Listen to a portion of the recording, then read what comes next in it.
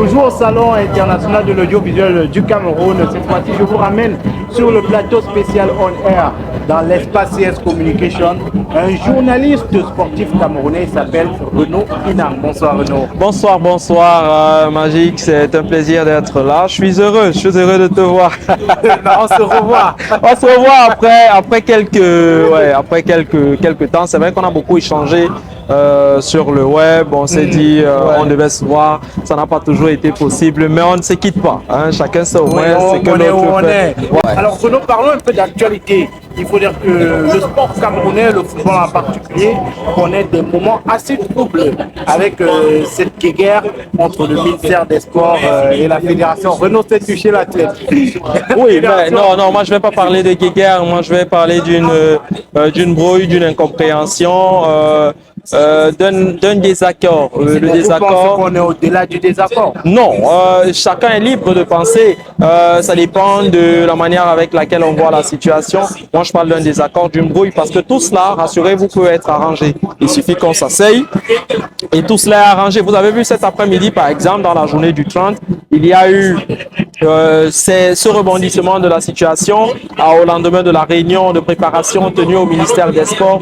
Les parties se sont assises. On a vu Samuel Eto'o au siège de la Fédération camerounaise de football assis aux côtés de Marc Brice avec l'inspecteur général du ministère des Sports et de l'Éducation physique, Michel Dissaquet Mbaga, pour essayer de parler. Et ils ont parlé. Le message est passé. On n'a pas besoin de cris. On n'a pas besoin de s'entretuer. On n'a pas besoin d'assister à ce qu'on a vécu mardi dernier au siège de la Fédération camerounaise de football. On a plutôt besoin d'une concentration autour des Lions indomptables. Vous savez que le Cameroun va jouer le 8 juin prochain contre le Cap-Vert à la faveur de la 3e journée des éliminatoires du Mondial de football 2026. Et puis le 11, ce sera contre l'Angola hors du pays et à la faveur de la 4e journée des éliminatoires du Mondial de football 2026. Quelle équipe du Cameroun va-t-on avoir si jamais les parties ne s'entendent pas?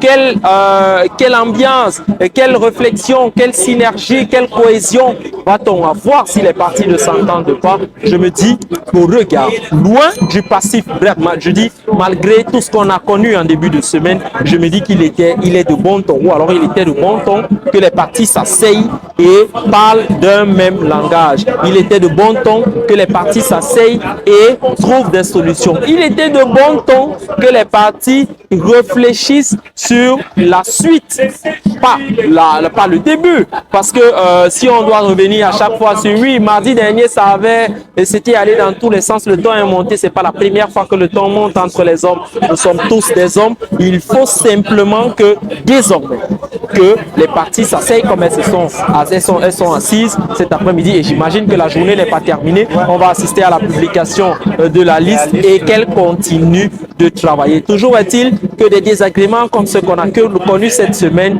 contribuent à écorner l'image de marque du football camerounais, l'image de marque des Lions indomptables. On sait que quand on parle des Lions indomptables du football, c'est 5 Coupes d'Afrique des Nations déjà glanées et ce n'est pas fini. Il y a forcément la prochaine qui arrive. Si l'aventure a été foireuse en Côte d'Ivoire, c'est pas la fin. Donc on est dans une perspective de reconstruction, on est dans une perspective de reprise, de nouveau départ.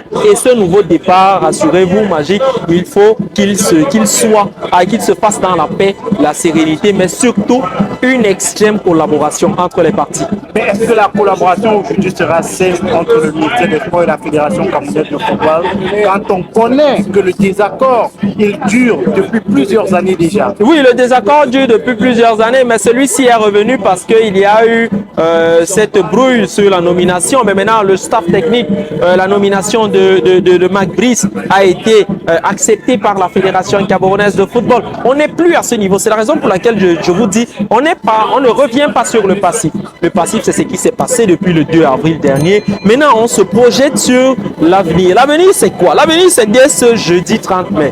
Qu'est-ce qu'on en fait? On s'arrête ou alors on réfléchit pour planifier la suite. On est à quelques jours du début du stage. Les joueurs ont déjà reçu les convocations. Ils doivent arriver vient en stage? Dans quelle ambiance va-t-on les accueillir? Dans quelle atmosphère vont-ils travailler? Est-ce qu'on devrait encore spéculer? Non, on ne devrait plus spéculer. Je crois que l'assise d'aujourd'hui aussi au siège de la Fédération camerounaise de football a permis de mettre fin aux spéculations, a permis de clore ce débat-là et laisser place au travail désormais. Donc désormais on parlera de football, mais plus de guerre, plus de bataille, plus de désaccords. Le souhait, c'est qu'on ne parle plus de guerre. Le souhait, c'est qu'on ne parle plus de bataille. Le souhait, c'est qu'on parle beaucoup plus de cohésion, de collaboration. Il peut y avoir des désaccords, mais après, entre les hommes, on finit toujours par trouver un accord. Au milieu du désaccord vient l'accord. Au milieu des incompréhensions vient de la compréhension. Il faut la contradiction pour laisser jaillir des idées. Donc, c'est de la contradiction que naissent forcément des idées. Donc, il ne faudrait pas se dire que parce qu'il y a des accords, c'est la fin du temps, c'est la fin du monde. Non, le souhait, c'est qu'on assiste à une collaboration, une extrême, et j'insiste dessus, parce que les Lions Indomptables, c'est un label. Les Lions Indomptables, c'est une vitrine pour le Cameroun et il faudrait davantage préserver leur, ou alors polir l'image de marque des Lions Indomptables. Et peut-être pour sortir, une question pour t'embêter, Renaud. Tongo Pilet sera-t-il aux côtés de Marc Brice sur le banc des Lions Indomptables? Oh, Tongo Pilet, s'il est validé, s'il est parti, s'accorde. Tongo Pilet est arrivé à la Fédération camerounaise de football ce jeudi. Forcément, il a déjà eu un entrée, il a déjà eu une prise. Une lettre qui circule sur la toile, une lettre de démission. Non, elle n'est pas authentifiée. Cette lettre, elle est tout simplement, c'est un fake. D'après les responsables de la Fédération camerounaise de football, il n'y a pas eu de démission du président de la Fédération camerounaise de football. Elle n'est pas à l'ordre du jour. Il y a plutôt ces séances de travail qui continuent, qui se multiplient. Vous posez la question de savoir si Tongo Pilet sera de la partie. Oui, forcément qu'il sera de la partie. Il a déjà rencontré Marc Brice une fois et je crois que la suite des événements nous édifiera davantage. Donc, au lendemain de cette assise ou alors dès demain ou dès après-demain, on saura qui va accompagner Marc Brice sur le banc de touche. Mais je dis, on ne devrait pas se focaliser sur qui va accompagner Marc Brice sur le banc de touche. On devrait plutôt réfléchir à comment est-ce que les Lions Indomptables pourront résoudre l'équation des requins bleus du Cap-Vert et des Palancas Negras d'Angola. Il faut dire que ces deux belles équipes nous ont montré de belles choses pendant la Coupe d'Afrique des Nations en Côte d'Ivoire. Donc, Marc Brice a du travail. Il a du pain sur la planche. Du Cameroun ont également du travail. Oui, effectivement. On espère d'ailleurs 2 victoires pour les Lions, ce qui les mettra en bonne posture. Parce qu'ils occupent déjà la tête, ils resteront encore. Ils vont garder l'avantage et c'est bien pour la suite. Quand on sait que le Cameroun a souvent attendu la dernière minute pour se qualifier aux compétitions internationales. On a vu le cas avec la CAN à Garoua ou encore la Coupe du Monde de football 2022 à Blida en Algérie où Tokal Toko Ekambi a dû sortir le grand jeu. Donc, si le Cameroun maintient son avance, c'est de bonne guerre et ça lui évitera des désagréments de dernière minute. Voilà, mais Renaud, j'ai envie de savoir déjà, elle est où ta carrière, à quel niveau ta carrière de footballeur? Allez, le football c'était plus jeune, c'était plus jeune, on avait voulu aussi faire comme les autres, on avait cette volonté-là. Mais à côté, ça n'a pas beaucoup marché et on a vite fait de quitter les choses avant qu'elles ne nous quittent. Ouais. Il faut dire qu'à l'époque, j'ai joué avec Renaud, on était dans la même équipe. Je crois que c'était le Leader Sport Academy. Ouais, Leader Sport Academy, c'est du côté de PK14, voilà. Pierre Bonneau, voilà. À une époque, c'est 2012, 2013. Ouais, ça fait longtemps. Donc, tu es déjà autant vieux?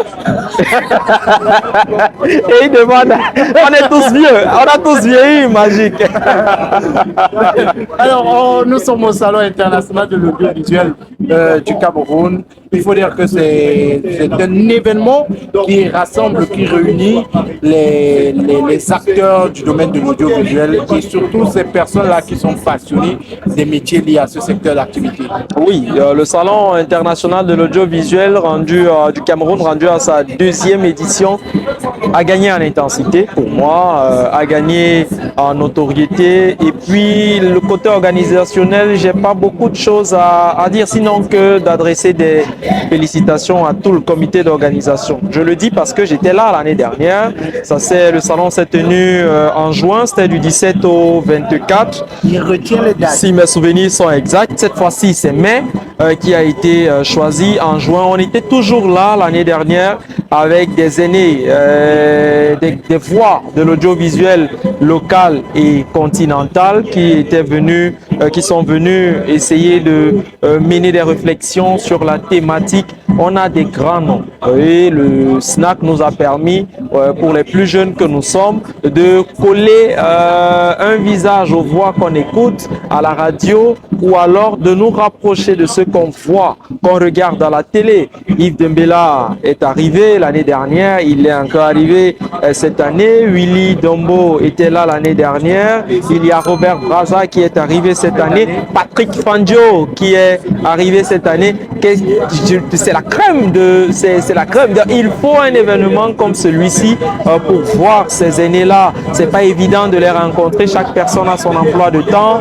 Il y en a qui bossent, qui sont entre deux pays pendant la semaine, entre deux villes. Ce n'est pas toujours évident. Mais je dis, il faut le SNAC pour essayer de rassembler cette crème-là. Et pour les plus jeunes que nous sommes, c'est une manière d'apprendre et de continuer à apprendre pour ce qui est de l'audiovisuel, pour ce qui est des productions, de la qualité et même de la vision. C'est important pour nous. Et hier, lors d'une conférence, on a un des conférenciers qui remerciait Yolande Bodion pour cette opportunité-là, parce qu'aujourd'hui, au SNAC, on retrouve toutes les générations de l'animation. On a juste derrière nous Bertie Bertrand, on a de l'autre côté Cyril Bogico. Il y a Anissé Simon, tout ce monde-là. Tout le monde est là, donc c'est énorme ce que le Salon international de l'audiovisuel fait aujourd'hui. Oui. Et on espère que l'année prochaine, on aura encore plus de monde que cette année. Oui, mais je vais dire aux uns qui traînent le pas, parce que moi peut-être je vais pas faire la morale aux gens, ou bien je vais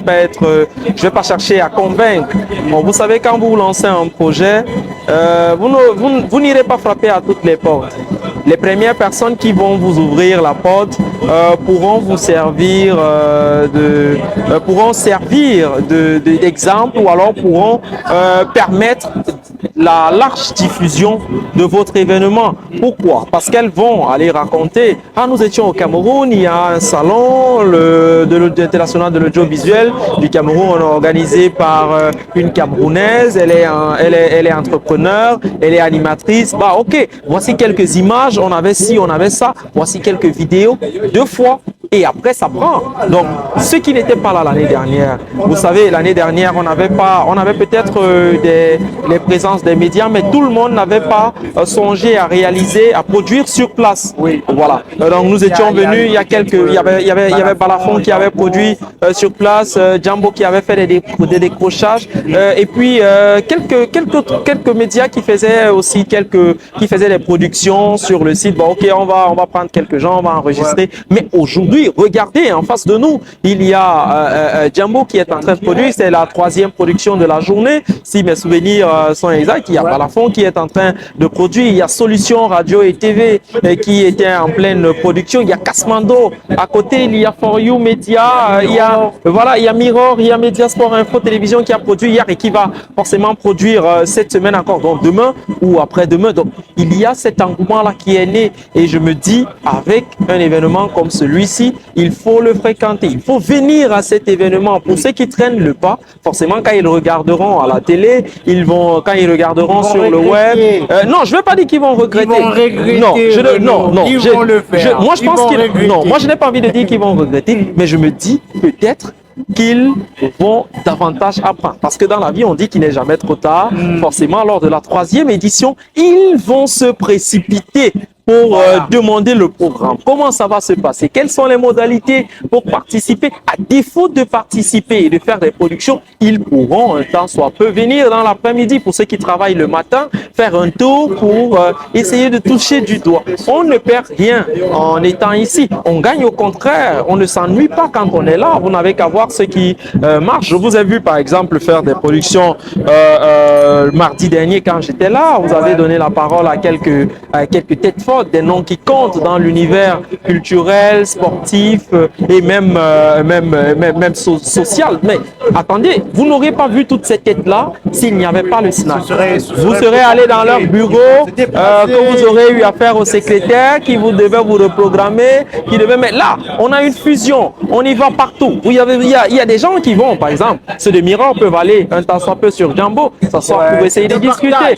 Ceux de Balafon peuvent venir, ceux de Jambo peuvent venir sur Balafon, essayer de discuter, ainsi de suite, venir parler en air. Mais attendez, il y a tout cela, c'est à mettre à l'actif du SNAC, mettre à l'actif du comité d'organisation, mais surtout de la promotrice de cet événement qui est en train, faut-il le rappeler, de marquer les pas. Ce n'est pas facile de déplacer un ministre de la communication à 2 reprises. Il est venu la première fois, ok, on va dire, ok, il venait voir, mais s'il accepte de revenir pour une deuxième fois, mais vous n'allez pas dire que c'est parce qu'il aime trop la ville de Douala. Non, c'est justement parce qu'il pense, il y trouve un intérêt, l'événement vaut la peine et il pense que sa présence pourrait davantage crédibiliser cet événement qui est suivi de par le monde. Vous avez des figures continentales. Je regardais une vidéo avant de venir tout à l'heure. Il y avait Fatih de Bobo Diouf qui était là. Mais attendez, pourquoi va-t-elle partir du Burkina Faso pour le Cameroun si jamais il n'y a rien ici? Attendez, c'est un billet d'avion quand même. Pourquoi Cheikh Ivan partirait de la Côte d'Ivoire pour venir ici? Pourquoi Robert Brazza partirait du Congo ou bien de Paris pour venir ici? Pourquoi est-ce qu'il donnerait de son temps? Mais je me dis, il y a beaucoup de choses à découvrir au SNAC et pour moi, c'est une aubaine. Je continue de penser que c'est une aubaine pour les plus jeunes de venir apprendre, pour les aînés de partager avec les plus jeunes leur expérience, leur vécu. Ouais, on va tout simplement retenir que le SNAC est ouvert à toutes les personnes qui veulent venir. L'événement se termine ce 31 mai et l'année prochaine nous serons encore là. Merci Renaud pour c'est moi qui vous remercie.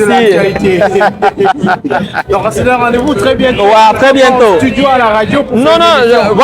Il faut que je dise quelque chose à vos téléspectateurs ou vos internautes. La radio La Voix du Golfe, j'y suis passé quelques années plus tôt. C'est la nôtre. On l'a vu arriver et je fais un coucou d'avance à tous ceux qui travaillent là-bas, les responsables qui sont. Je sais qu'il y a Yannick qui s'occupe, voilà, le cordeau et toute son équipe. Je sais qu'ils abattent un travail formidable et puis avec le temps, je reviendrai là-bas là où tout a commencé. Ok, merci à tous d'avoir regardé. On se donne rendez-vous très bientôt. Et si vous êtes nouveau, abonnez-vous, cliquez sur la cloche de notification, commentez, partagez avec vos proches. À tous.